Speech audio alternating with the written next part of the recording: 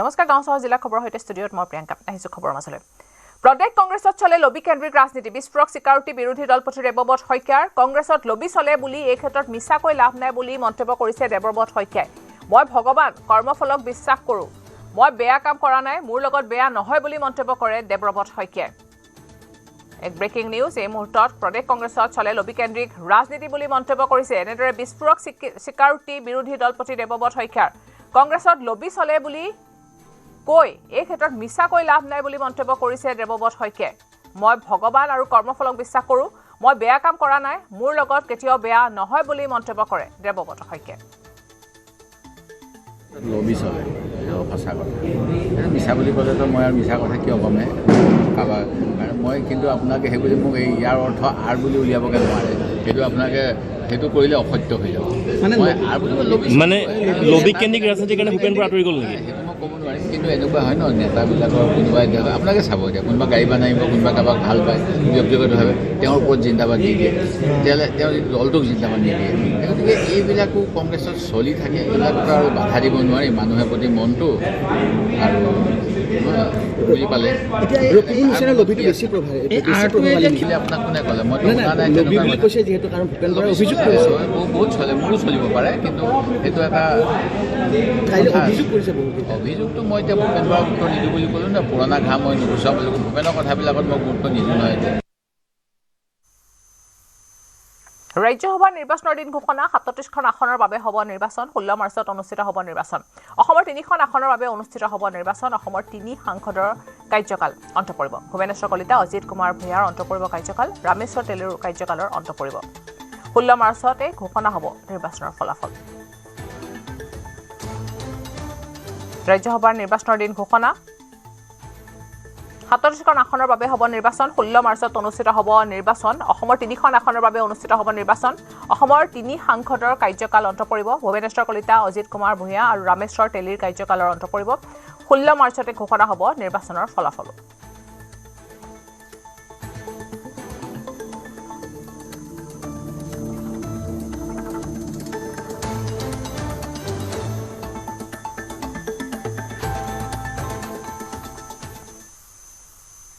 কাইলৈ বিজেপিৰ সকলো বিধায়কলৈ হুইপ জাৰি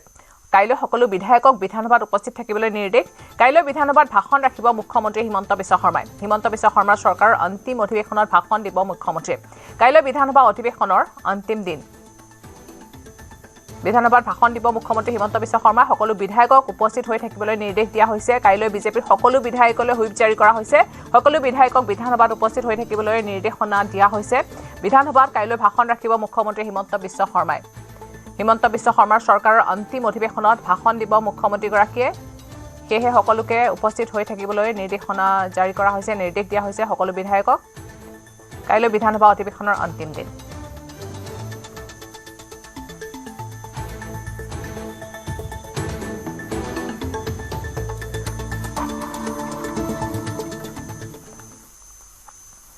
ৰাজীৱ ভৱনত প্ৰদেশ কংগ্ৰেছৰ সংবাদমেল প্ৰিয়ংকা গান্ধীৰ অসম ভ্ৰমণক লৈ সংবাদমেল কাইলৈ দুদিনীয়া কাৰ্যসূচীৰে অসমলৈ আহিব প্ৰিয়ংকা গান্ধী ৰাজীৱ ভৱনত কেইবাখনো বৈঠকত অংশ ল'ব প্ৰিয়ংকা মানৱেন্দ্ৰ শৰ্মা কমপ্লেক্সতো বৈঠকত বহিব প্ৰিয়ংকা গান্ধী সংবাদমেলত প্ৰদেশ কংগ্ৰেছৰ তত্ত্বাৱধায়ক জিতেন্দ্ৰ সিং গৌৰৱ গগৈ কৰিব অংশগ্ৰহণ কাইলৈ পুৱা 10 বজাত গুৱাহাটীত উপস্থিত হ'ব প্ৰিয়ংকা গান্ধী এই মাহৰ শেষৰ ফালে প্ৰকাশ পাব প্ৰথমখন প্ৰাৰ্থী তালিকা সংবাদমেলত এই ঘোষণা গৌৰৱ গগৈৰ মিত্ৰতাক লৈ আমি বিজেপিতকৈ আগবাঢ়ি থকা বুলি মন্তব্য কৰে গৌৰৱ গগৈ দুদিনীয়া কাৰ্যসূচী এই দুদিনীয়া কাৰ্যসূচী তেওঁ স্ক্ৰিনিং কমিটিৰ চেয়াৰমেন হিচাপে যি দায়িত্ব দিয়া গৈছে সেইখিনি দায়িত্ব তেওঁলোকে পালন কৰিব বিধায়িনী দলপতি দেৱব্ৰত শইকীয়া ডাঙৰীয়াক কৈছে যে ইয়াৰ পূৰ্বে স্ক্ৰিনিং কমিটি ব্লক প্ৰেচিডেণ্টক লগ পাব এনেকুৱা এটা সুবিধা আমাৰ ব্লক প্ৰেচিডেণ্টসকলে পোৱা নাছিল আৰু এইটো আমি দেখিছোঁ যোৱা 1 বছৰৰ পৰা কি যেতিয়া ৰাহুল ডাঙৰীয়া অসমলৈ আহিলে তেওঁ গোটেইবোৰ মণ্ডল সভাপতিক লগ পাব আৰু এবাৰ প্ৰিয়ংকা গান্ধী ডাঙৰীয়ানী আহিছে তেওঁ গোটেই আমাৰ অসমৰ ব্লক সভাপতিসকলক লগ পাবলৈ বিচাৰিছে আৰু ব্লক সেইকাৰণে এইবাৰ মাত্ৰ তেওঁ মিটিঙৰ দায়িত্বখিনি ল'ব আৰু পৰৱৰ্তী সময়ত প্ৰচাৰ হিচাপে তেওঁ বিভিন্ন ঠাইত আমি তেওঁলোকৰ কাৰ্যসূচী আমি সৃষ্টি কৰিম আমি পুনৰবাৰ আমি মিত্ৰতা সম্পৰ্কত ইয়াত কোনো সন্দেহ নাই মিত্ৰতা হ'বই আৰু বিজেপি দলৰ তুলনাত আমি আজিৰ তাৰিখত যথেষ্ট আগবাঢ়ি আছোঁ। বিজেপি দলৰ ভিতৰত এতিয়া তেওঁলোকৰ মিত্ৰ দল অগপ দলটো নাইকিয়া হৈ গৈছে। মই ভাবোঁ এই নিৰ্বাচন অসম গণ পৰিষদ দলৰ বাবে শেষ নিৰ্বাচন। ইয়াৰ পিছত অসম গণ পৰিষদক আমি দেখা নাপাম, কিন্তু আমাৰ লগত যিসকলে মিত্ৰতা কৰিব তেওঁলোকে সক্ৰিয় হ'ব, তেওঁলোকে ৰাজনৈতিকভাৱে অক্সিজেন পাব, তেওঁলোকে ৰাজনৈতিকভাৱে সাহস হ'ব। ভূপেন বৰা দলটোকে ক্ষতি কৰিব নেকি কিবা কংগ্ৰেছৰ? তেওঁ সকলোৱে যেতিয়া অগপ দল আজি তাৰিখত নোহোৱা হৈ গ'ল, বিভিন্ন ৰাজনীতিবিদ যি বিজেপি দলৰ ভিতৰত যোগদান কৰি নোহোৱা হৈ গ'ল, সেইকাৰণে ভূপেন বৰা ডাঙৰীয়াও স্থিতি একে হ'বলৈ গৈ আছে। যেতিয়া অসম গণ পৰিষদ দল যেনেকৈ নোহোৱা হৈ গ'ল, প্ৰাক্তন মুখ্যমন্ত্ৰী সৰ্বানন্দ সোণোৱাল ডাঙৰীয়া নোহোৱা হৈ গ'ল, তো যেতিয়া প্ৰাক্তন মুখ্যমন্ত্ৰী সৰ্বানন্দ সোণোৱাল ডাঙৰীয়া আজি ভোটিঙৰ দেখা পোৱা নাই, ভূপেন বৰা ডাঙৰীয়া কি তাত পাব, সন্মান পাব আমি নাজানো। তেওঁ বৰদোৱা থানৰ সন্মুখতে হওক বা কামাখ্যা মন্দিৰৰ সন্মুখতে হওক তেওঁ শপত ল'ব পাৰে যে তেওঁ কেতিয়াও বিজেপি দল নাযায়। যিজনে মা কামাখ্যা সন্মুখত আৰু বৰদোৱা থানৰ সন্মুখত এনেকুৱা এটা কথা ক'ব পাৰে আৰু তাৰ পিছত পদত্যাগ কৰাৰ পিছত এদিনৰ ক'ব নোৱাৰিলে তাৰ পিছদিনাই বিজেপি যাব পাৰে, তেওঁৰ কথাবোৰ কিমান আপোনালোকে গ্ৰহণ কৰিব পাৰে বা তেওঁৰ কথাৰ কিমান যোগ্যতা আছে সেইখিনি আপোনালোকে বুজি পায়। আজি মুখ্যমন্ত্ৰীৰ সৈতে ভূপেন বৰাৰ বৈঠক। মুখ্যমন্ত্ৰীৰ বাসগৃহত হ'ব গুৰুত্বপূৰ্ণ বৈঠক। পৰৱৰ্তী ৰাজনৈতিক বিষয়ক লৈ হ'ব বিতং আলোচনা। সন্ধিয়া 6 বজাত সংবাদমেল সম্বোধন কৰিব ভূপেন বৰাই।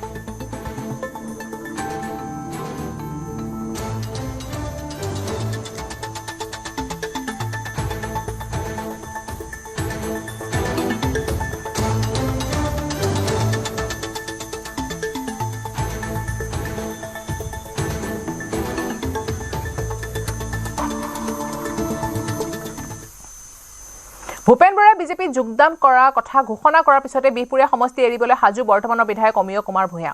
দলৰ সিদ্ধান্ত মানি ল'ম বুলি ক'লে বিধায়ক অমিয় ভূঞাই। সুৰক্ষিত অসমৰ বাবে 126টা সমষ্টিত দলে যাকে য'তে প্ৰাৰ্থিত্ব দিব তাতে বিজেপিৰ কাৰ্যকৰ্তা হিচাপে কাম কৰি যাম বুলি মন্তব্য কৰিলে বিধায়ক অমিয় ভূঞাই। সুৰক্ষিত আৰু বিকশিত আত্মনিৰ্ভৰ অসমৰ বাবে দলে যাকে য'ত দলীয় প্ৰাৰ্থিত্ব দিয়ে তাকে বিজয় কৰিবৰ কাৰণে আমি অন্তৰ্কৰণে লাগিম। এখন সুৰক্ষিত অসমৰ বাবে যিকোনো এক্সট্ৰাত গৈ চেক্ৰিফাইচ কৰিব লাগে, আই এম ৰেডি। ভূপেন বৰাৰ বিজেপিত যোগদান সন্দৰ্ভত বিধায়ক মানৱ ডেকাই কৰিছে প্ৰতিক্ৰিয়া। ভূপেন বৰা এজন ডাঙৰ নেতা আছিলে কংগ্ৰেছৰ, গতিকে তেওঁৰ এই সিদ্ধান্তটো তেওঁৰ মনৰ ভিতৰত জ্বলি থকা জুইকুৰা যে কি ধৰণৰ ৰাজীৱ ভৱনত অসম বিৰোধী কথাবিলাকে ঠাই পায়, অসম বিৰোধী পৰিকল্পনাবিলাক হয়, ভাৰতৰ বেলেগ অঞ্চলৰ পৰা এজেঞ্চি আহি অসম বিৰোধী ইনষ্টিগেট কৰে যিবিলাক ঘটনা, তাৰ বিৰুদ্ধে এজন স্বাভিমানী অসমীয়া হিচাপে ভূপেন বৰাই থিয় দিছে। উত্তৰ অসমৰ বিৰোধীৰ সকলোতকৈ শক্তিশালী নেতাজন ভূপেন বৰাই আছিলে, আৰু এতিয়াও তেওঁ ছিনিয়ৰ মানুহ কিয় নহ'ব। ভূপেন বৰা এজন শক্তিশালী নেতা হিচাপে উজনি অসমৰ পৰা পুনৰ বিজেপিৰ মঞ্চত আত্মপ্ৰকাশ কৰিব, আৰু সেইটো মই ব্যক্তিগতভাৱে তাৰ এজন জনপ্ৰতিনিধি হিচাপে মই আপোনালোকক এছুৰেঞ্চ দিছোঁ। কংগ্ৰেছ সন্দৰ্ভত প্ৰতিক্ৰিয়া বিধায়ক সুশান্ত বৰগোহাঁইৰ। যিবিলাক কৰ্মীয়ে দলটোৰ কাৰণে বহুত দিন ত্যাগ স্বীকাৰ কৰিছিলে, বহুতে কষ্ট কৰিছিলে, দলটোলৈ সপোন দেখিছিলে, সেই দলবিলাকে লাষ্টত গৈ পেলাই দল এৰাৰ বাধ্যতা হৈ যায়। এই ভূপেন বৰাৰ ক্ষেত্ৰত এইটো দেখা পোৱা গ'ল। মই থকা সময়ত মই কি হ'ল, 29জন আমি বিধায়ক জিকি আহিলোঁ। 29জন বিধায়কৰ 24জন বিধায়কে মোক বিৰোধী দলৰ দলপতি হিচাপে সেই সময়তে কনচেণ্ট দিছিলে। আমাৰ যিটো ভিতৰুৱা আভ্যন্তৰীণ যিটো নিৰ্বাচনৰ নিচিনা হয়, কোনে কাক কয়, 24জনে মোক কথা কৈছিলে। সেই সময়ত ৰকিবুল হুছেইন ডাঙৰীয়াই মোক ফোন কৰি কৈছিলে যে মই ইমান ছিনিয়ৰজনে তোমাৰ লগত কেনেকৈ মই ডেপুটি থাকিব পাৰিম। এই ধৰণৰ বহুত কথা ইয়াৰ ভিতৰত আছে যিবিলাকে দলটোত থাকিব নোৱাৰে। ইয়াতে জিনিয়ৰিটি আৰু ছিনিয়ৰিটি নাই। আজিৰ দিনত প্ৰধানমন্ত্ৰী ডাঙৰীয়া কোন, কিমান ছিনিয়ৰ, নীতিন নবীন ডাঙৰীয়া কিমান ছিনিয়ৰ। ইয়াতে বয়সৰ তাৰতম্য নাথাকে, ইয়াতে পদ আৰু ইয়াতে সন্মান ভাৰতীয় জনতা পাৰ্টিত। আৰু কংগ্ৰেছটোত কোনোবা বিশেষ ব্যক্তি সন্মান আৰু অসন্মানক লৈ মানুহৰ পদবী থাকে। ভূপেন বৰাৰ কংগ্ৰেছ ত্যাগ সন্দৰ্ভত বিৰোধী দলপতি দেৱব্ৰত শইকীয়াই কৰিছে এনেদৰে প্ৰতিক্ৰিয়া। ভূপেন বৰা বুলি বিশেষকৈ নকওঁ, যিকোনো এটা ভোট কম হ'লে হৰাৰ অভিজ্ঞতা আছে। সেই গতিকে যিকোনো ভোটাৰক আমি আকৃষ্ট কৰিব পাৰিব লাগে আৰু দলৰ প্ৰতি আমি আনুগত্য প্ৰকাশ কৰাটো প্ৰয়োজন। অকল আমি পদবী গ'লেই যে কি আমাৰ সকলো গুচি যাব দলত, এই কথা ভাবিব নালাগে। ৰাইজে আমাক মনত ৰাখিব যদি আমি বিচাৰোঁ, পদবীয়ে মনত নাৰাখে কাকো।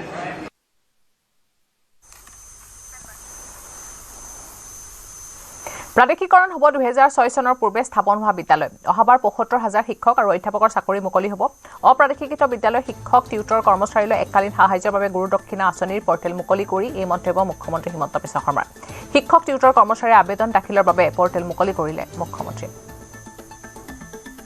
বহুত শিক্ষক শিক্ষয়িত্ৰী থাকিব, কিবা বিভিন্ন কাৰণত তেওঁলোকৰ প্ৰাদেশিকৰণ নহয়গৈ, হয় চাৰ্টিফিকেট নাই, কোৱালিফিকেশ্যন নাই, ষ্টুডেণ্ট নাই, বিভিন্ন কাৰণে তেওঁলোক কেতিয়াও নাহিবগৈ। আমি তেওঁলোকৰ কাৰণেও এবাৰ এটা নতুন স্কিম আনিছোঁ, নামটো দিছোঁ গুৰু দক্ষিণা। আমি তেওঁলোকক এটা ফাইনেন্সিয়েল পেকেজ দিম। বোলে তেওঁ আছিলে কিন্তু তেওঁৰ কোনো কাগজ নাই, কোনো প্ৰকাৰে তেওঁ আইনত সোমাব নোৱাৰে, তেওঁলোককো আমি এইবাৰ ফাইনেন্সিয়েল ছাপৰ্ট এটা দি তেওঁলোককো আমি ৰাস্তা এটা উলিয়াই দিব খুজিছোঁ যে আপোনালোকে আৰ্থিক অনুদান এটা লওক আৰু আপোনালোকে নিজৰ জীৱনটো নতুনকৈ আৰম্ভ কৰক।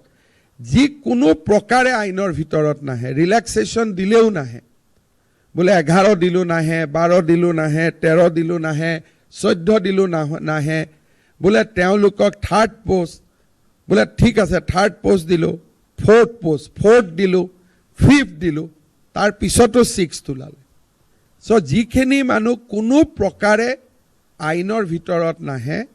তেওঁলোকৰ কাৰণেও এইবাৰ আমি এটা স্কিম বাজেটত লিখিছোঁ যে গুৰু দক্ষিণা আমি তেওঁলোকক এটা ওৱান টাইম ফাইনেন্সিয়েল এছিষ্টেঞ্চ এটা দিম আৰু চৰকাৰৰ আন পদত এপ্লাই কৰিলে আমি তেওঁলোকক এটা প্ৰিফাৰেঞ্চিয়েল 5 নম্বৰ 4 নম্বৰ মাৰ্কিং এটাও দিম, যাতে ল'ৰা ছোৱালীখিনি ওলাই আহি বেলেগ পদত আবেদন কৰিব পাৰে। খন্তেক পিছতে অসমত উপস্থিত হ'ব বিজেপিৰ ৰাষ্ট্ৰীয় সভাপতি নীতিন নবীন। ডিব্ৰুগড় আৰু তিনিচুকীয়াত কেইবাটাও সাংগঠনিক কাৰ্যসূচীত অংশগ্ৰহণ কৰিব ৰাষ্ট্ৰীয় সভাপতিগৰাকীয়ে। ভ্ৰমণৰ সময়ছোৱাত মন্ত্ৰী, বিধায়ক, সাংসদ, মণ্ডল, বুথ পৰ্যায়ৰ কৰ্মীসকলৰ সৈতে কৰিব মত বিনিময়। নিৰ্বাচনৰ পূৰ্বে প্ৰথমখন পৃষ্ঠা প্ৰমুখ সন্মিলন অনুষ্ঠিত হ'ব ডিব্ৰুগড়ত। বুধবাৰে বিয়লি 1:45 ডিব্ৰুগড় বিমান বন্দৰত উপস্থিত হ'ব। বিয়লি 5 বজাত ডিব্ৰুগড় জিলা পুথিভঁৰালত বিভিন্ন ক্ষেত্ৰৰ সৈতে জড়িত নাগৰিকসকলৰ সৈতেও প্ৰবুদ্ধ সন্মিলনত অংশগ্ৰহণ কৰিব। আনহাতে 19 ফেব্ৰুৱাৰীত তিনিচুকীয়ালৈ ৰাওনা হ'ব নীতিন নবীন।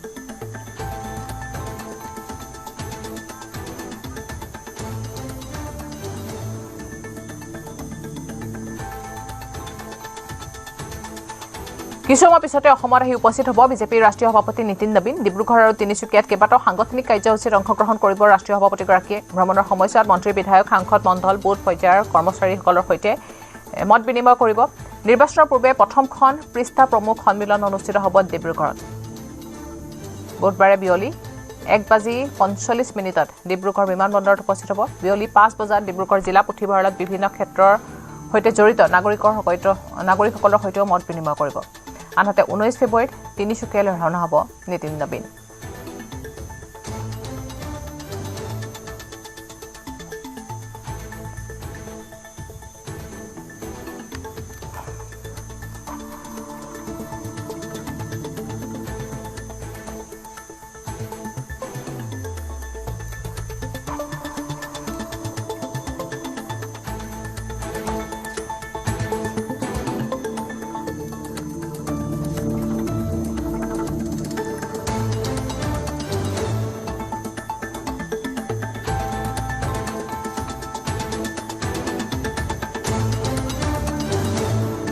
এই বিষয়ে সবিশেষ জনাব ডিব্ৰুগড়ৰ সাংবাদিক জেছিমে। জেছিম, আপোনাৰ পৰা জানিব বিচাৰিছোঁ।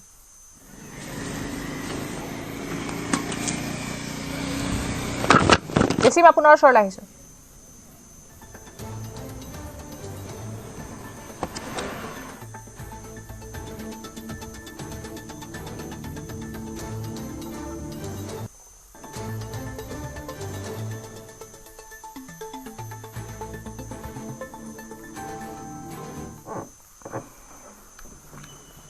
মই যিদিনাখন কংগ্ৰেছ দলত যোগদান কৰিছিলোঁ সেইদিনাখনো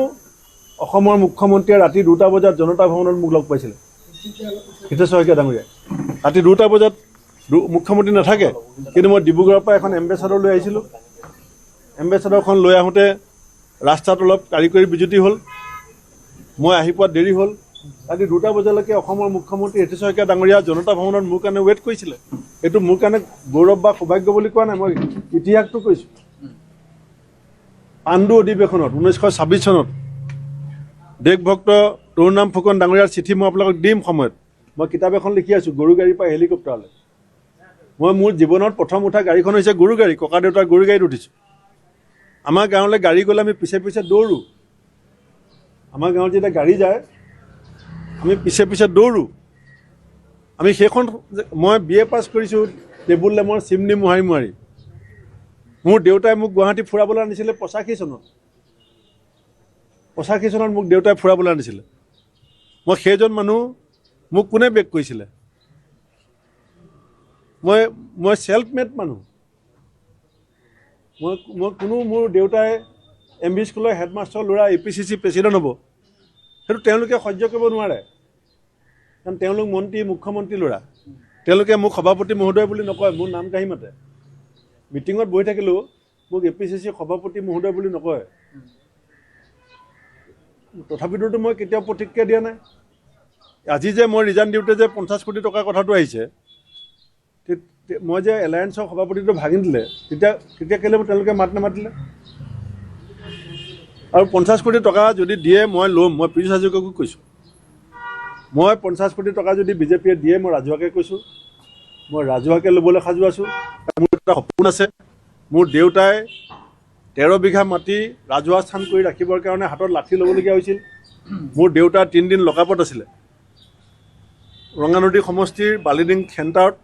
13 বিঘা মাটি ৰাইজৰ নামত সংৰক্ষিত কৰিবলৈ যাওঁতে মোৰ দেউতাই জেল খাইছিলে আৰু মোৰ এইটো সৰুকালৰ পৰা সপোন যে তাত দেউতাৰ নামত এখন ষ্টেডিয়াম বনাম আৰু যদি যি বিজেপিয়ে চৰকাৰীভাৱে হওক ব্যক্তিগতভাৱে হওক মোক যদি 50 কোটি টকা দিয়ে মোক ৰাজহুৱাকৈ কয় যে টিভি আগত ল'ব লাগিব মই ল'ম আৰু মোৰ দেউতাৰ নামত এখন ষ্টেডিয়াম বনাম ঠিক আছে হ'ব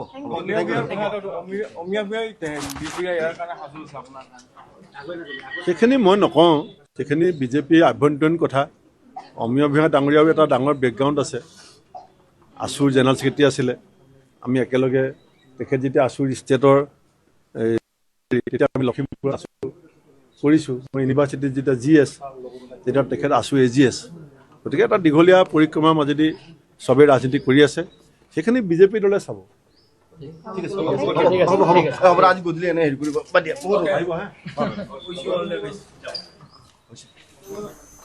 কণ্টেক্ট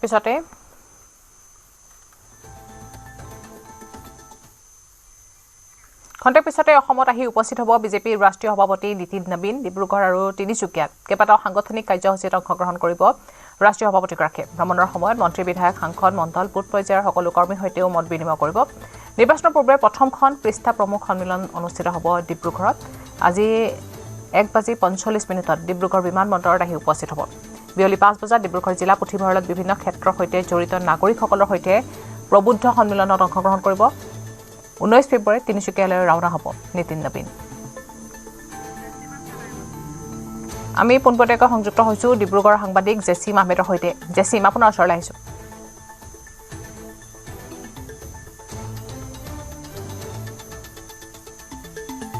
জেচিম শুনি আছে আপুনি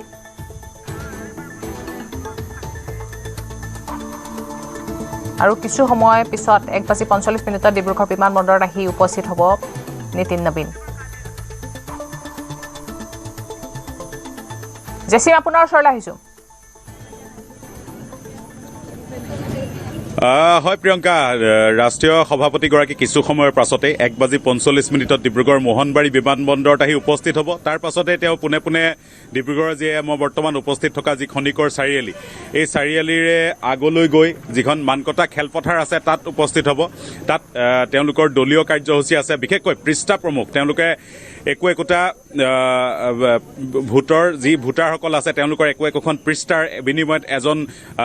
প্ৰমুখ্য থৈছে বিজেপিয়ে আৰু সেই প্ৰমুখ্যসকলৰ মুঠ 60গৰাকীক লগত লৈ তেওঁ আলোচনাত মিলিত হ'ব আৰু তাৰ পাছতে প্ৰায় 18,000 দলীয় কৰ্মীয়ে মণ্ডলৰ বিভিন্ন খিতানৰ পৰা অহা জিলাখনৰ বা অন্যান্য প্ৰান্তৰ সেইসকলৰ সৈতে এখন বৈঠকত মিলিত হ'ব তাৰ পাছত প্ৰবুদ্ধ সন্মিলন জ্যেষ্ঠ লোকসকলক লৈ এখন সন্মিলন কৰিব বা বিজ্ঞ মানুহসকলক লৈ ডিব্ৰুগড়ৰ তেওঁলোকে এখন সন্মিলন কৰিব আৰু কেইবাটাও কাৰ্যসূচী আছে তাৰ পাছতে কাইলৈ 19 তাৰিখে তেওঁ তিনিচুকীয়ালৈ যাবগৈ তিনিচুকীয়াৰ বাৰেকুৰি নামঘৰত সেৱা জনাব তাৰ পাছতে তেওঁ স্বৰ্গদেউ সৰ্বানন্দ সিংহৰ যি প্ৰতিমূৰ্তি আছে তাত শ্ৰদ্ধা নিবেদিব আৰু এই কাৰ্যসূচীৰ দীঘলীয়া কাৰ্যসূচীৰে তেওঁ আচলতে ডিব্ৰুগড় ভ্ৰমণ বা তিনিচুকীয়া ভ্ৰমণৰ দুদিনীয়া কাৰ্যসূচীলৈ আহিছে বিভিন্ন লোক আহিছে ক'ৰ পৰা আহিছে দাদা আমি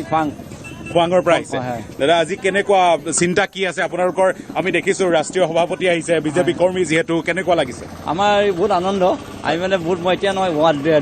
2001-03 চনৰ পৰা আছোঁ মই বিজেপিত বাছপেয়ী থকা খোৱাঙত কিহৰ পৰা আহিলে খোৱাঙৰ পৰা আমি বাছত আহিছোঁ আজি কি আলোচনা হোৱাৰ কথা গম পাইছে আমাৰ যি এতিয়া ইলেকশ্যনৰ বিষয়ে আমাক ক'ব অন্য কোনো হেৰি নহয় আপোনালোকে কি আশা কৰে তেওঁৰ আগমনত আমিতো আমাৰ বিজেপিয়ে চৰকাৰ হ'ব বেলেগেতো হ'ব নোৱাৰে আমাৰ যিটো দেখিছোঁ আমি সেইটো মতেহে হৈছে খোৱাঙৰ পৰা কিমান মানুহ আহিছে আমাৰ আহিছে প্ৰায় 9খন বাছ আহিছে 9খনকৈ বাছত এইসকল লোক আহিছে আৰু এইদৰে আচলতে শ লোক এইদৰে আহি আছে মই যদি সেই দৃশ্যসমূহ প্ৰিয়ংকা দেখাব পাৰোঁ এইসমূহ লোক অপেক্ষাত ৰৈ আছে ইয়াৰ পৰাই তেওঁক আদৰি লৈ যোৱা হ'ব এই খনিকৰ চাৰিআলি যিটো খনিকৰ চাৰিআলিৰ পৰা এইদৰে তেওঁক আদৰি লৈ যোৱা হ'ব আদৰি লৈ গৈ তেওঁক সেই সভাস্থলী য'ত তেওঁলোকে অংশগ্ৰহণ কৰিব তালৈ আচলতে লৈ যোৱাৰ কথা আছে আৰু এজন আচলতে বিভিন্ন লোক বিভিন্ন শিতানৰ পৰা আহিছে বিভিন্ন ঠাইৰ পৰা আহিছে মই সেই দৃশ্যসমূহ দেখুৱাইছোঁ আগলৈ যদি প্ৰিয়ংকা গৈ থকা হয় এইদৰে আচলতে শ লোকৰ সমাগম ঘটিছে আমি দেখিছোঁ আৰু বহু লোক এইদৰে ইয়াত ৰৈ আছে প্ৰিয়ংকা হয় আৰু 1:45 উপস্থিত হোৱাৰ কথা তাৰপিছত আপুনি ক'লে বিভিন্ন কাৰ্যসূচীত অংশগ্ৰহণ কৰিব বুথ পৰ্যায়ৰ পৰা কেইবাগৰাকীও বুথ পৰ্যায়ৰ কৰ্মীসকলৰ সৈতেও তেওঁ যি বৈঠকত অংশগ্ৰহণ কৰিব বা মত বিনিময় কৰিব তাৰপিছত 19 তাৰিখে ৰাওনা হ'ব তিনিচুকীয়ালৈ এনেদৰে বিভিন্ন কাৰ্যসূচী হাতত লৈ আহিছে আজি বিমানবন্দৰৰ পৰা প্ৰথমতে ক'ত আহিব হয় মই সেই কথাষাৰ আচলতে ৰাইজক জনাব নিউজ 18ৰ দৰ্শকক জনাব খোজোঁ যে ডিব্ৰুগড়ৰ যিটো মোহনবাৰী বিমানবন্দৰৰ পৰা ইয়ালৈ প্ৰায় আধা ঘণ্টাৰ বাট এই আধা ঘণ্টা ডিব্ৰুগড়ৰ খনিকৰ চাৰিআলি তেওঁ এই খনিকৰ চাৰিআলি হৈ কিছু নিলগত ইয়াৰ পৰা প্ৰায় 1 কিলোমিটাৰ দূৰত্বত আৰু যি মানকটা খেলপথাৰ আছে তাতেই আচলতে পৃষ্ঠা প্ৰমুখ্যসকলৰ সৈতে সভাত মিলিত হ'ব তাৰ পাছতে মণ্ডলৰ 18,000 লোকৰ সৈতে সভাত মিলিত হ'ব য'ত মুখ্যমন্ত্ৰী কেন্দ্ৰীয় নেতৃত্বৰ সৰ্বানন্দ সোণোৱালৰ পৰা আদি কৰি বিভিন্ন বিজেপিৰ নেতাসকল থাকিব আৰু সেই সভাৰ পাছতে প্ৰবুদ্ধ যিসকল জ্যেষ্ঠ মানুহ বা বিজ্ঞ মানুহ তেওঁলোকৰ সৈতে এক প্ৰবুদ্ধ সন্মিলনতো ৰাষ্ট্ৰীয় সভাপতি নীতিন নবীনে অংশগ্ৰহণ কৰিব তেওঁলোকৰ লগত মত বিনিময় কৰিব আলোচনা কৰিব আগন্তুক নিৰ্বাচন কেন্দ্ৰিক আলোচনা হ'ব সেই বিষয়বোৰ যদি আপোনাক মই পোনপটীয়াকৈ কওঁ 2026ৰ যি নিৰ্বাচনী ৰণদংকা বিজেপিৰ এয়া আন এক কাৰ্যসূচী তাৰ মাজৰ আৰু ডিব্ৰুগড়ৰ মোহনবাৰী বিমানবন্দৰত তেওঁ 1:45 যেতিয়া উপস্থিত হ'ব তাতে আমাৰ সতীৰ্থ ঋষেশ্বৰ বৰুৱা থাকিব ঋষেশ্বৰে সেই পৰিৱেশ দেখুৱাব তাতো উষ্ম আদৰণি জনোৱা হ'ব জাতীয় জনগোষ্ঠীয় কৃষ্টি কলাৰে তেওঁক আদৰি নিয়া হ'ব এই খনিকৰ চাৰিআলি যিটো খনিকৰ চাৰিআলি মই সেই কিছু নিলগত দেখাইছোঁ লোকসকল আহি আছে সেই চাৰিআলিৰ পৰাও তেওঁক জনগোষ্ঠীয় যিসমূহ আমাৰ পৰম্পৰা কৃষ্টি সংস্কৃতি আছে অৱদান আছে সেইসমূহৰ যি বিশেষকৈ নৃত্য গীতেৰে তেওঁক আদৰি নিয়া হ'ব আৰু বিভিন্ন আচলতে আমাৰ জনগোষ্ঠীয় পৰম্পৰাৰ যিসমূহ আচলতে উপাদান আছে তাৰে তেওঁক উষ্ম আদৰণি জনোৱা হ'ব এইখিনি ঠাইৰ পৰা তাৰ পাছতে তেওঁক যি আমাৰ মানকটা খেলপথাৰ আছে তালৈ ইয়াৰ পৰা 1 কিলোমিটাৰ প্ৰায় প্ৰদব্য যে তেওঁক আগবঢ়াই লৈ যোৱা হ'ব প্ৰিয়ংকা হয় ধন্যবাদ জনাইছোঁ জেচিম আপোনাক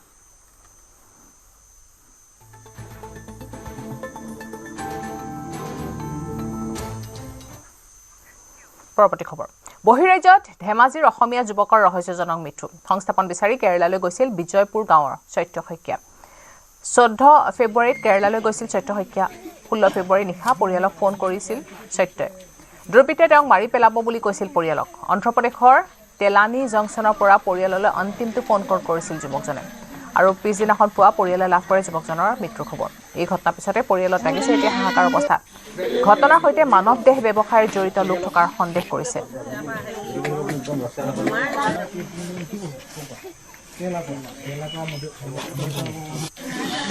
ৰাতি আজি যোৱা নিশা ৰাতি 11টা বজাত 11:17 ফোন এটা আহিছিলে। ফোন কৰিছিলে যে মই আৰু মোক দেখি নাপাবি, মোক মাৰি পেলাব, তাত মোৰ মানুহজনী আছে নেকি? বোলো নাই, মোক বোলে মাৰি পেলাব, তহঁতি দেখি নাপাবি আৰু সেনেকৈ কৈ ফোনটো কাট খাই গ'ল। ফোন কাট খাই যোৱাৰ পিছত আমি ফোন মাৰিছোঁ, ফোন লগ পোৱা নাই।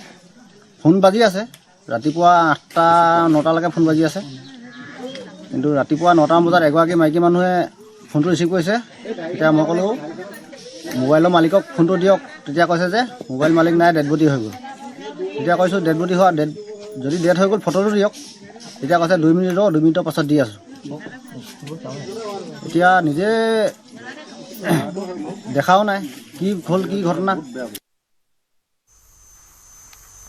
দৰঙৰ উদমাৰী গাঁৱত নিশা নিশংস হত্যাকাণ্ড। জ্যেষ্ঠ ভাতৃ আৰু ভতিজাকে লাঠিৰে মৰিয়াই মৰিয়াই হত্যা কৰিলে নিত্যানন্দ শৰ্মা নামৰ এজন লোকক। নিশা উচ্চ স্তৰত গান বজাই থকাৰ বাবে বাধা দিছিল নিত্যানন্দ শৰ্মাই। জীয়েকৰ মেট্ৰিক পৰীক্ষা চলি থকাৰ বাবে উচ্চ স্তৰত গান বজাবলৈ মানা কৰিছিল। তাতেই খঙত অগ্নিশৰ্মা হৈ নিত্যানন্দ শৰ্মাক অতৰ্কিতে আক্ৰমণ কৰি লাঠিৰে কোবাই কোবাই হত্যা কৰে। পাছত পৰিয়ালৰ লোকে গাঁও প্ৰধানৰ জৰিয়তে মঙলদৈ আৰক্ষীক খবৰ দিয়ে। নিশাই ঘটনাস্থলীত আৰক্ষী উপস্থিত হৈ হত্যা কৰি সৰ্বানন্দ শৰ্মা আৰু লক্ষ্যজ্যোতি শৰ্মাক আটক কৰে। আজি পুৱা মৰণোত্তৰ পৰীক্ষাৰ বাবে মঙলদৈ অসামৰিক চিকিৎসালয়ত প্ৰেৰণ কৰা হয়। উল্লেখ্য যে পূৰ্বৰে পৰাই 2খন ঘৰৰ আছিল মনোমালিন্য। আজিৰে পৰা 6 বছৰ পূৰ্বে হত্যাকাৰী সৰ্বানন্দই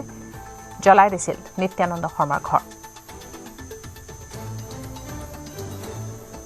চলি আছে, মেট্ৰিক চলি আছে, যে সিহঁতে ৰেগুলাৰ মানে ডিগ চলাই থাকে। ৰাতিপুৱা চলোৱাই, গধূলি চলোৱাই, ৰাতি কাৰেণ্ট নাই, পঢ়িব লাগে। সিহঁতৰ তাৰমানে সেইটোৱে সুবিধা। কালি দিনাখন একো নকয়, কালি তাকো লাগি তহঁতে কিয় ডেকটো হেৰি কৰি বজাই আছা? ঘৰৰ পৰা কৈছি কিয় ডেকটো বজাই আছা, তহঁতে বন্ধ কৰছো। সিহঁতৰ নামানে। লাষ্টত যায় আকৌ একবাৰ সেইখিনিতে জোৰত কৈছে তহঁতে ডেকটো ভালে ভালে বন্ধ কৰে, চলি মেট্ৰিক পৰীক্ষা হৈ আছে। সেইটোৱে তাৰমানে চোতা সিহঁতে, সেইটো চোতা লৈ সিহঁতে আৰু আগেৰ পৰা সিহঁতৰ প্লেনিং মাৰা ঠাণ্ডা। ঘনীয়াকে কয় কি তহঁতৰ 5টা পৰিয়ালকে তহঁতক খৰি থৈ আহিম বুলি কয়। তাৰপিছত ডাঙৰ পুতাকটো আহিছে, আহি দি পেলাই সেইটো কৰ্ম কৰিলে, এইটো পিছফালৰ পৰা আহি মাৰছি। বিটিচিৰ উপৰিও বাহিৰৰ 5-6টা সমষ্টিত প্ৰাৰ্থী দিব UPPLে। এই মন্তব্য কোকৰাঝাৰৰ লোকসভা সমষ্টিৰ সাংসদ জয়ন্ত বসুমতাৰী। বিধানসভা নিৰ্বাচনত অকলে প্ৰতিদ্বন্দ্বিতা কৰিব UPPLে। নিৰ্বাচনৰ বাবে ৰণকৌশল প্ৰস্তুত কৰিছে UPPLে। বিটিচিৰ 15খন আসনৰ লগতে বিটিচিৰ বাহিৰতো প্ৰাৰ্থী দিব দলটোৱে। নিৰ্বাচনৰ অন্তত কোনো ৰাজনৈতিক দলে মিত্ৰতাৰ প্ৰস্তাৱ আগবঢ়ালে UPPL দলে বিবেচনা কৰিব বুলি সাংসদগৰাকীয়ে মন্তব্য কৰে। বিটিচিত UPPL দলে 10খন আসন লাভ কৰিব বুলি দাবী কৰে। চিৰাঙত এক দলীয় সভাত অংশ লৈ সাংসদ জয়ন্ত বসুমতাৰী এনেদৰে মন্তব্য কৰে। যে UPPL কাৰোবাৰ যদি দৰকাৰ হয় UPPLক তেওঁলোকেও চিন্তা কৰিব পাৰে। কাৰণ আমি ৰেজিষ্টাৰ দল হিচাপে যোৱা 2015 চনৰ পৰা জন্মগ্ৰহণ কৰাৰ পিছত আজি যি অৱস্থাত আমি আছোঁ, আমি দৰকাৰত অকলশৰীয়াকৈ যিখিনি যাব পৰা যিখিনি শক্তি, এই শক্তি আমি আহৰণ কৰিছোঁ। সেইকাৰণে চবেই নিজাববীয়াকৈ যোৱাৰ, নিজাববীয়াকৈ খেলাৰ চবৰে ৰাজনৈতিক দলৰ এটা সিদ্ধান্ত এটা থাকে। আৰু এলায়েন্স হোৱা নোহোৱাটো হ'ল, সেইটো হ'ল ৰিজাল্টৰ ওপৰত বেছ কৰি হয়। সেইকাৰণে আমি যোৱা সময়তো কাৰোবাৰ লগত আমি ফ্ৰী এলায়েন্স আমি কৰা নাছিলোঁ, ফ'ৰ্চ এলায়েন্স আমি কৰিছোঁ।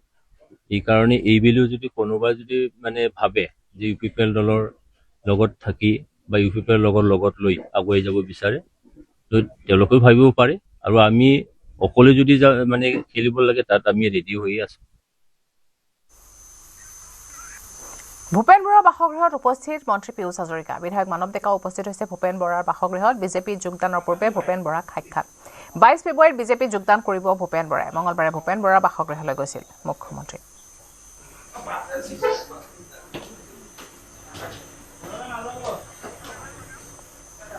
ভূপেন বৰাৰ বাসগৃহত মন্ত্ৰী পীয়ুষ হাজৰিকা আৰু বিধায়ক মানৱ ডেকা উপস্থিত হৈছে। বিজেপিত যোগদানৰ পূৰ্বে ভূপেন বৰাক সাক্ষাৎ কৰিছে পীয়ুষ হাজৰিকা আৰু বিধায়ক মানৱ ডেকাই। 22 ফেব্ৰুৱাৰীত বিজেপিত যোগদান কৰিব ভূপেন বৰাই। মঙলবাৰে ভূপেন বৰাৰ বাসগৃহলৈ গৈছিল মুখ্যমন্ত্ৰী।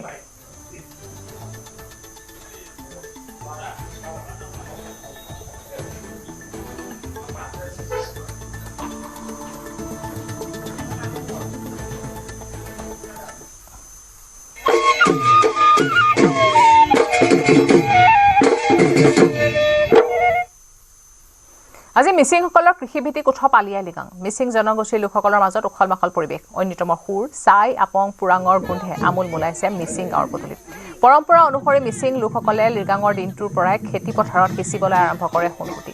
শস্য শ্ৰীবৃদ্ধি কামনা কৰি মিচিংসকলে প্ৰতি বছৰে পালন কৰে আলি আই লৃগাং ৰাজ্যৰ বিভিন্ন প্ৰান্তৰ লগতে মহানগৰীতো আলি আই লৃগাঙৰ আয়োজন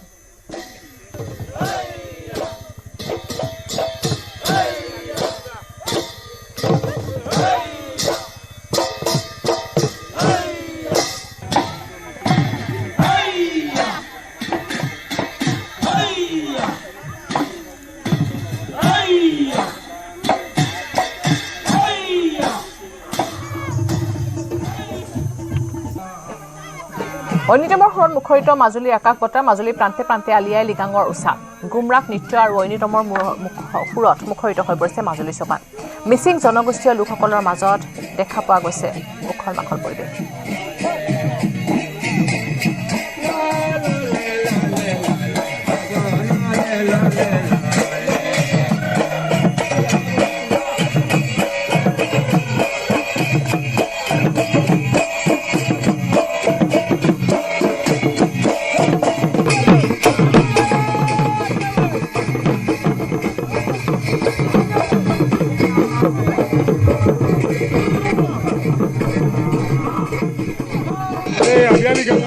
উৎসৱক লৈ মাজুলীৰ বৰুণচুকত এক সুন্দৰ পৰিৱেশ ঐনিতম আৰু গুমৰাগ নৃত্যৰে মুখৰিত হৈ পৰিছে সমগ্ৰ অঞ্চল এই কৃষিভিত্তিক উৎসৱত যাতে সমগ্ৰ অঞ্চল শস্য চামৰা হয় তাৰ বাবে সকলোৱে প্ৰাৰ্থনা জনাইছে আৰু যি পৰম্পৰাগত ৰীতি নীতি সেই ৰীতি নীতিৰে আলি আই লৃগাং উৎসৱৰ আয়োজন কৰা হৈছে মই পৰিৱেশটো দেখুৱাইছোঁ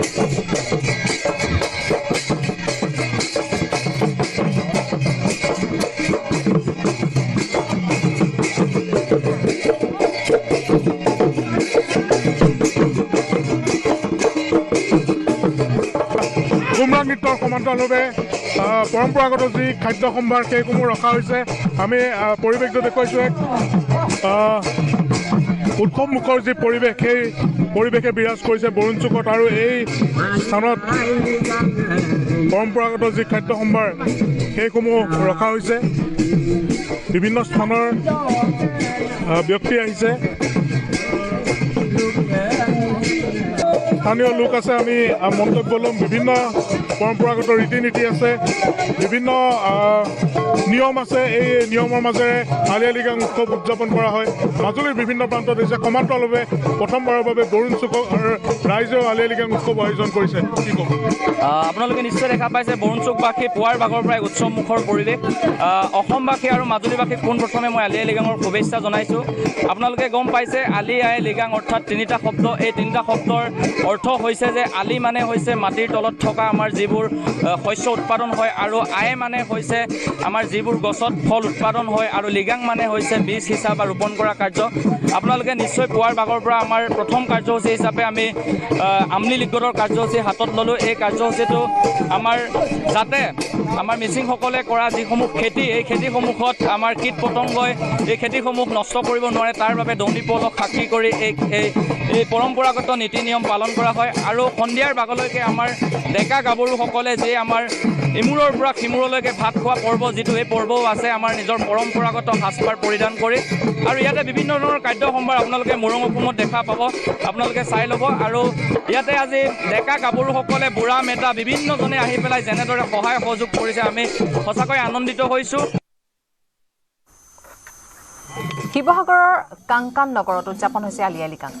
মুৰং ঘৰত পৰম্পৰাগত ৰীতি নীতিৰে উদযাপন হৈছে কৃষিভিত্তিক উৎসৱৰ গুমৰাগ নৃত্য ঐনিতমৰ ধ্বনিৰে মুখৰিত হৈ পৰিছে মুৰং ঘৰ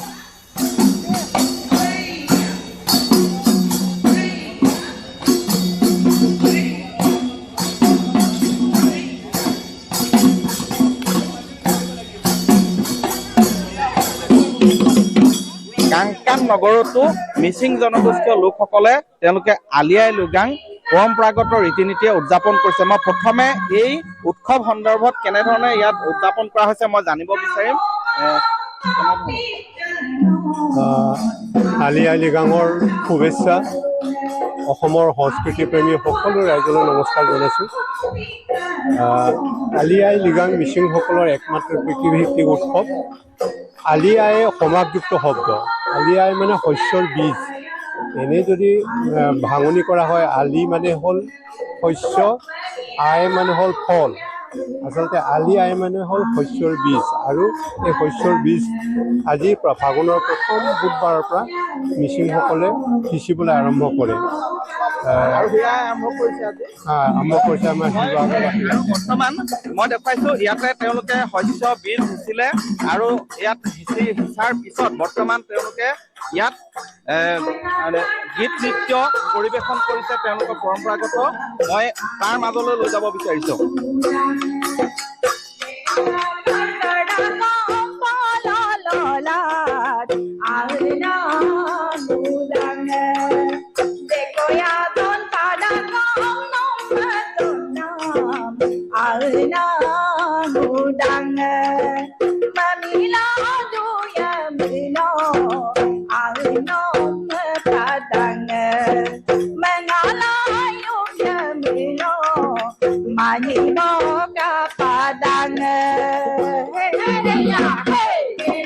এনেধৰণে আজি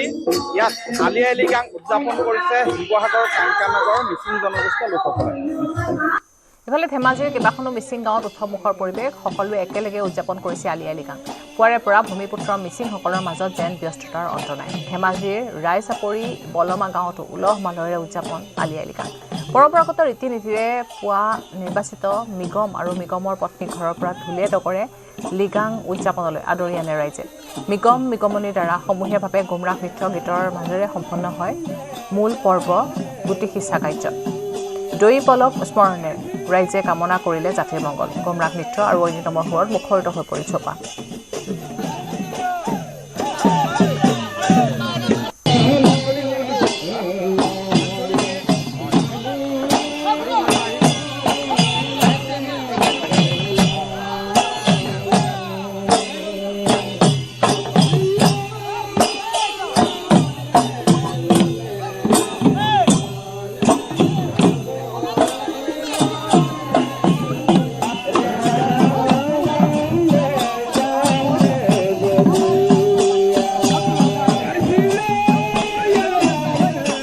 আজি ফাগুনৰ প্ৰথমটো বুধবাৰ, আৰু এই প্ৰথমটো বুধবাৰত অসমৰ অন্যতম ভূমিপুত্ৰ মিচিং জনগোষ্ঠীয় লোকসকলে পালন কৰে আলি আই লৃগাং। আৰু আলি আই লৃগাং হৈছে আচলতে মিচিং জনগোষ্ঠীৰ লোকসকলৰ শস্য সিঁচা এক পৰ্ব, আৰু আনুষ্ঠানিকভাৱে ফাগুনৰ প্ৰথমটো বুধবাৰত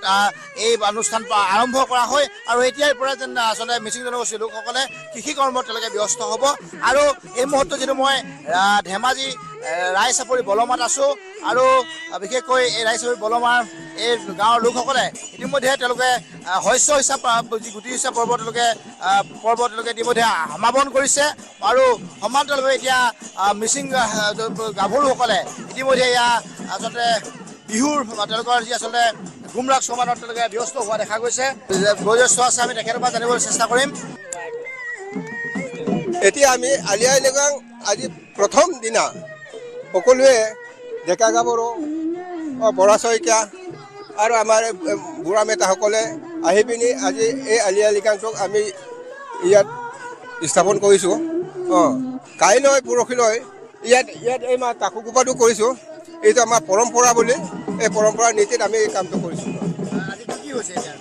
ইয়াত আলি আই লৃগাং তাৰমানে গুটি সিঁচা হৈছে আৰু ৰোপণ হৈছে। গতিকে আলি মানে কঠীয়া,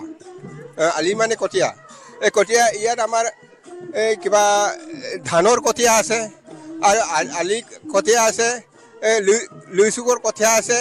আৰু এঙে বুলি কয় কচু কঠীয়া আছে। এইবিলাক এই 4 চুকত আমাৰ ৰোৱা হৈছে, এই ৰোপণ হৈছে আজি দিনটো। হয়, এতিয়া মই সামগ্ৰিক পৰিৱেশটো দেখুৱাইছোঁ। এয়া ধেমাজি ৰায়চাপৰি দৃশ্য, আৰু ৰায়চাপৰিতে ইয়াত এনেধৰণে আচলতে গুমৰাগৰ নৃত্যত আচলতে মুখৰিত হৈছে। ঢোল পেঁপা বাঁহীৰ মাজত মুখৰিত ইয়াৰ দৃশ্য। সামগ্ৰিক পৰিৱেশটো দেখুৱাই আছোঁ।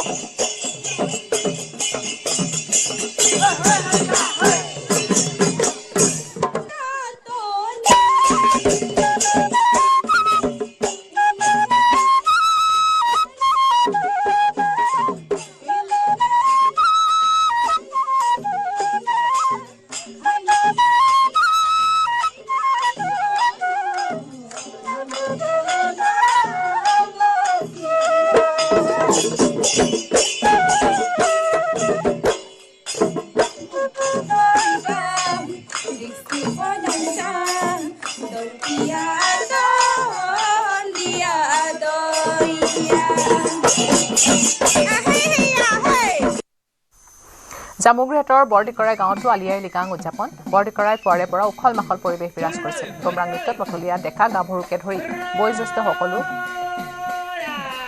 নৃত্য গীতেৰে আনন্দিত হৈ পৰিছে দৈ পলক স্মৰণেৰে ৰাইজে কামনা কৰিছে জাতিৰ মংগল গোমৰাং নৃত্য আৰু ঐৰিৰমৰ সুৰত মুখৰিত হৈ পৰিছে চৌপাশ পুৰাং আপিন আলু কচু আৰু পৰম্পৰাগত খাদ্য সম্ভাৰেৰে ভৰিছে উৎসৱস্থলী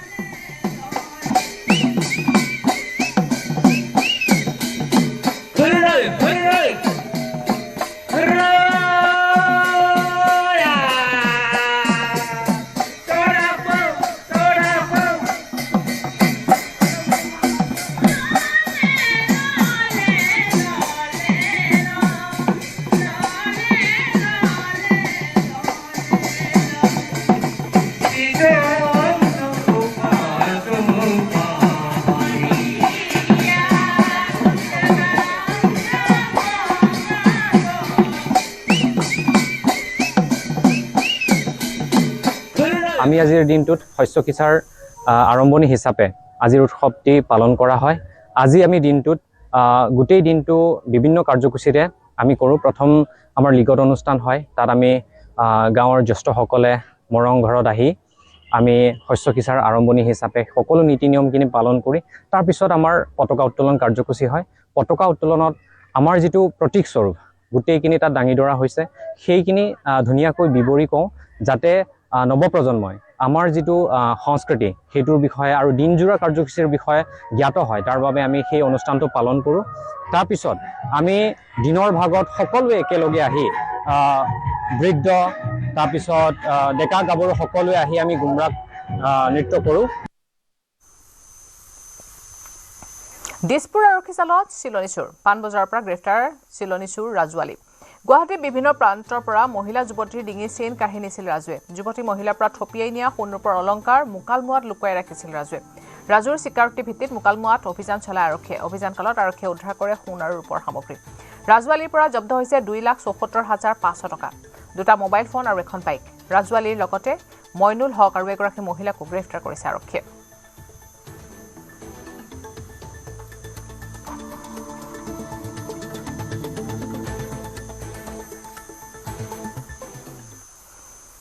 $3,000 টকাৰ বাবে হত্যা গোলাঘাটৰ এজন ছাত্ৰক 2 নাবালক সহ এজন যুৱকে পৰিকল্পিতভাৱে ছাত্ৰজনক হত্যা কৰাৰ অভিযোগ বেঙেনাখোৱাৰ বাহনীত উদ্ধাৰ হৈছে নৱম শ্ৰেণীৰ ছাত্ৰৰ মৃতদেহ ঘাতককেইজনে ছাত্ৰজনক কৌশলেৰে লৈ গৈছিল বেঙেনাখোৱালৈ শ্লোক মল্লিক নামৰ ছাত্ৰজনক হত্যা কৰি পলায়ন কৰিছিল তিনি ঘাতকে অভিজিত দাস নামৰ এজন যুৱকৰ বিৰুদ্ধে হত্যাৰ অভিযোগ গোলাঘাট আৰক্ষীয়ে গ্ৰেপ্তাৰ কৰিছে অভিযুক্তক 2 নাবালক ছাত্ৰৰ লগত মিলি শ্লোকক হত্যা কৰাৰ অভিযোগ বাইক কিনিবলৈ শ্লোক মালিকৰ পৰা $3,000 টকা বিচাৰিছিল অভিজিতে $3,000 টকা নিদিয়াৰ বাবে শ্লোক মল্লিকক হত্যা কৰাৰ অভিযোগ শ্লোক মল্লিকক হত্যা কৰি সোণৰ আঙুঠি আৰু লকেটটো চুৰ কৰে শ্লোক মালিকক বেঙেনাখোৱালৈ নিয়াৰ কথা স্বীকাৰ কৰিছে অভিজিত দাসে জাতীয় সংগ্ৰামী সেনাৰ গোলাঘাট সমিতিৰ বিতৰ্কিত নেতা সঞ্জীৱ দাসৰ পুত্ৰ অভিজিত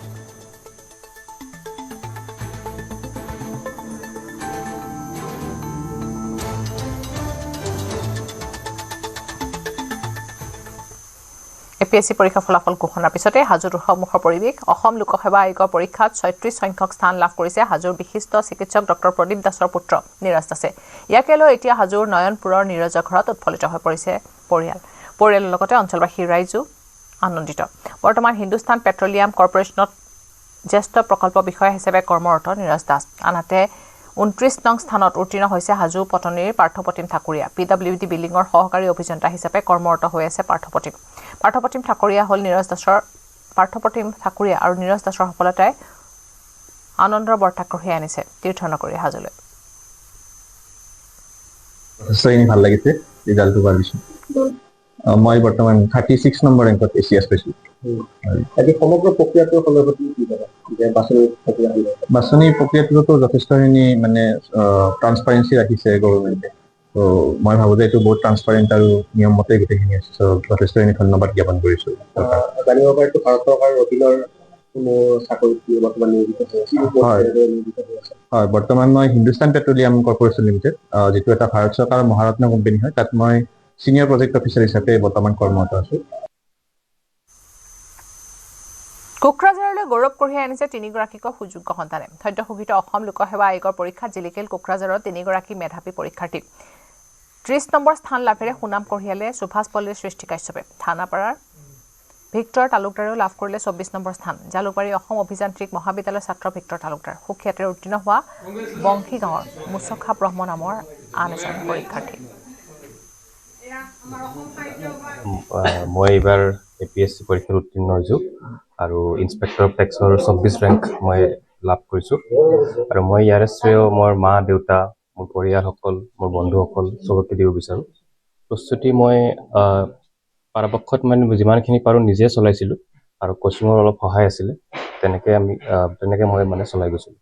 মই বহুত সুখী এই ৰেংকটো পাই আৰু ভাবিছিলোঁ কিবা এটা পালে মই সুখী হ'লোঁ কিন্তু এইটো পাই মই আজি সঁচাকৈ বহুত সুখী ভগৱান থেংক ইউ ক'ব বিচাৰিম আৰু মোৰ মা দেউতা আৰু ফ্ৰেণ্ডছ ৰিলেটিভছ মোৰ ৱেল উইচাৰ্ছ ইহঁতৰ ব্লেছিংছৰ কাৰণে মই এই ৰেংকটো পাব খুব এটা টাফ কম্পিটিটিভ এক্সাম হয় ডেইলি কিমান আৱাৰ্ছ ষ্টাডি কৰিছিল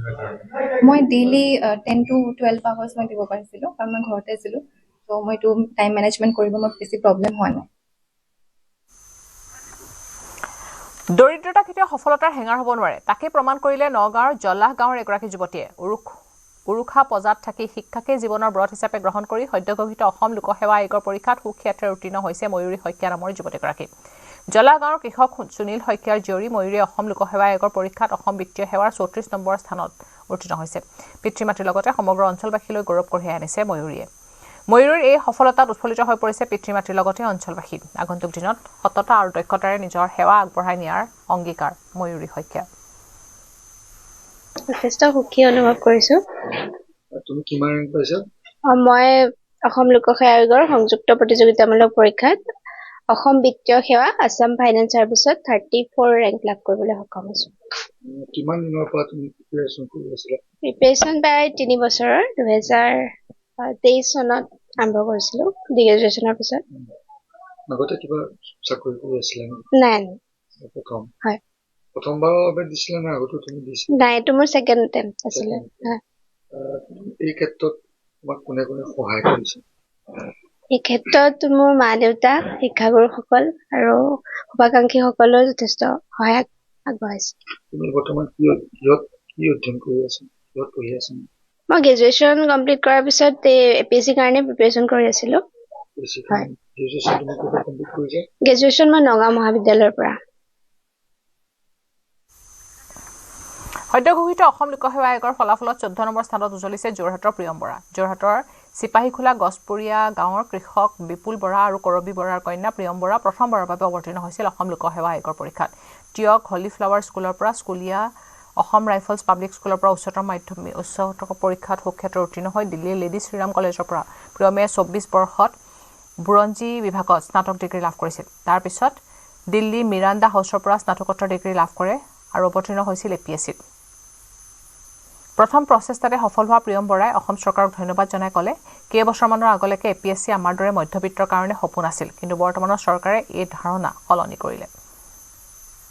প্ৰিয়ম বৰা মই প্ৰিয়ম বৰাক চিনাকি কৰি দিছোঁ প্ৰিয়ম অভিনন্দন খুব এটা ভাল লগা খবৰ যে প্ৰথমবাৰতেই সুখ্যাতিৰে 14 নং স্থান দখল কৰিবলৈ সক্ষম হ'লা অভিনন্দন জনাইছোঁ হয় ধন্যবাদ মই আজি বহুতে আনন্দিত মই ৰেংক 14 পাবলৈ সক্ষম হৈছোঁ বাবে হয় কেনেকুৱা প্ৰস্তুতি কিমান দিনৰ পৰা চলোৱা হৈছিলে গোটেই কথাখিনি জানিম হয় মোৰ প্ৰস্তুতি মোৰ স্কুলীয়া দিনৰ পৰাই বুলি ক'ব পাৰি ভালদৰে 2024 পৰা মই ষ্টাৰ্ট কৰিছোঁ নটিফিকেশ্যন অহাৰ পিছত কিন্তু তাৰ আগৰে পৰা মোৰ ঘৰৰ মানুহসকলে মোৰ মামা তেওঁ মোক গাইড কৰিছিলে আৰু মোৰ ঘৰৰ আৰু কাজিনছ আছে তেওঁলোকেও পাছ কৰিছে এইটো এক্সাম তেওঁলোকৰ পৰাও মই অকণমান ইনস্পায়াৰ হৈছিলোঁ মটিভেট হৈছিলোঁ আৰু গম পাইছিলোঁ কেনেকুৱা কি হয় পৰীক্ষাটো তেতিয়াৰ পৰাই মই প্ৰিপেয়াৰ কৰি আজি ফাৰ্ষ্ট এটেম্পটতে মই ৰেংক 14 পাবলৈ সক্ষম হৈছোঁ প্ৰিয়ম বৰাই কেনেধৰণে প্ৰিপেৰেশ্যনটো কেনেধৰণে কৰিছিলে কোচিং ক'ত কৰিছিলে বা এইখিনি কৰা হৈছিলে নে নাই এই কথাখিনি অকণমান জানিব বিচাৰিম হয় মই আমাৰ যোনটো এইবাৰ প্ৰিলিমছ হৈছিলে বহুতেই বেছি আনএক্সপেক্টেড আছিলে পেপাৰখন তো তাত মোৰ ক'বলৈ গ'লে মোৰ নিজৰ যোনখিনি আগৰ সৰুৰে পৰা পঢ়া আছিলে ক্লাছ 6ৰ পৰা ধৰি আমি যোনখিনি পঢ়া শুনা কৰিছিলোঁ সেয়া বহুত হেল্প কৰিছিলে এক্সামৰ হলত বহি তাৰ বাহিৰে মই চুতীয়া ডেভেলপমেণ্ট কাউন্সিলৰ পৰা এটা ৰেচিডেঞ্চিয়েল স্কলাৰশ্বিপৰ কোচিং পাইছিলোঁ সেইটোৰ দ্বাৰা মই গুৱাহাটীত এবছৰ মই প্ৰিপেৰেশ্যন কৰিছিলোঁ তো যিহেতু মই দিল্লীত পঢ়ি অহা মোৰ অসমৰ অকণমান এক্সামৰ ফালৰ পৰা ইনফৰ্মেশ্যনখিনি কম আছিলে তো সেই তেওঁলোকে বহুত হেল্প কৰিছে সেইটো তেওঁলোকৰ কোচিঙে আৰু মই ক'বলৈ গ'লে SPMৰ পৰাও মই এটা দুটা মই হেল্প লৈছোঁ মই মেইনছৰ ক্ৰেছ কোৰ্চ তেনেকৈ আপোনাৰ প্ৰিলিমছৰ টেষ্ট চিৰিজ হওক SPMৰ পৰা লৈছোঁ তো তেনেকৈ মোক হেল্প কৰিছে বিপুল বৰা মই বিপুলক অকণমান বিচাৰিছোঁ ওচৰলৈ মাতিছোঁ খুব এটা ভাল খবৰ কন্যাই এটা সফলতা ডাঙৰ সফলতা কঢ়িয়াই আনিছে কি ক'ব সফলতাটো পাই অশেষ ধন্যবাদ তাইলৈও থাকিল আমাৰ কেণ্ডিডেটলৈও থাকিল যিহেতুকে তাই সৰুৰ পৰা বৰ চিনচিয়াৰ আছিলে তাই প্ৰথমৰ পৰাই আমি গম পাইছিলোঁ যে তাই এটা কিবা বিশেষভাৱে সক্ষম হ'বগৈ তাই হেৰি লাইফত জীৱনত গতিকে আমি তাই সৰুৰ পৰা এইখিনি আগবঢ়াই নিবলৈ চেষ্টা কৰিছিলোঁ আজি বহুত সুখী আপোনালোকলৈও ধন্যবাদ থাকিলে 14 নম্বৰ ৰেংকত আহিব বুলি আশা কৰিছিলেনে ভাবিছিলোঁ 14 নম্বৰত আহিব বুলি ভাবা নাছিলোঁ কিন্তু মানে ACS যে ধৰক পাব সেইটো আমি আমাৰ মানে অন্তৰৰ পৰা ধৰক সেইটো আমাৰ কিবা এটা মানে অনুমান পাইছিলোঁ তাই যে ACSতে পাব ৰেংকটো হয়তো 14 বা পিছলৈও যাব পাৰে সেইটো ভবা নাছিলোঁ কিন্তু ACS যে হ'ব সেইটো আমি কনফিডেন্সত আমি আছিলোঁ তাৰ বাবে তাইকো ধন্যবাদ জনাইছোঁ ভগৱানকো ধন্যবাদ জনাইছোঁ APSCত সুনাম কঢ়িয়াইছে তেজপুৰৰ আন এজন যুৱকে APSৰ 20 স্থানত উজলিছে তেজপুৰৰ পংকজ দাস তেজপুৰৰ মিলনপুৰ শইকীয়া চুবুৰীৰ লম্বুধৰ দাস আৰু ৰুণু দাসৰ পুত্ৰ পংকজৰ সাফল্যই গৌৰৱান্বিত কৰিছে অঞ্চলবাসীক খুবেই ভাল লাগিছে যোৱা 3টা বছৰ কঠোৰ পৰিশ্ৰমৰ অন্তত সফল হোৱাৰ কাৰণে ভাল লাগিছে যোৱা 2টা এটেম্পটো ট্ৰাই কৰিছিলোঁ অলপ নম্বৰৰ কাৰণে থাকি গৈছিলোঁ এবাৰ APS পোৱাৰ কাৰণে যথেষ্ট ভাল লাগিছে কেনেধৰণে প্ৰিপেৰেশ্যন কৰিছিল মোৰ অলপমান চিডিউলটো বেলেগ আছিলে কাৰণ যিহেতু মই বৰ্তমান বেংকত কৰ্মৰত হৈ আছিলোঁ মই ৰাতি টাইমটো বেছি ব্যৱহাৰ কৰিছিলোঁ 5টামান বজাৰ পৰা বহোঁ আৰু ৰাতি যিমান পাৰোঁ দেৰিলৈকে পঢ়োঁ আৰু ৰাতিপুৱা 1 ঘণ্টামান ট্ৰাই কৰাৰ চেষ্টা কৰিবৰ কাৰণে তাতকৈ বেছি সময় দিব পৰা নাছিলোঁ সেইকাৰণে হয়তো ইয়াৰ আগৰবাৰ অলপ মোৰ খুঁত থাকি গৈছিলে এইবাৰ যিমান পাৰোঁ কভাৰ কৰিব চেষ্টা কৰিছিলোঁ আৰু ইয়াৰ লগে লগে সময় হৈছে এতিয়া বাতৰিৰ পৰা বিদায় লোৱাৰ নমস্কাৰ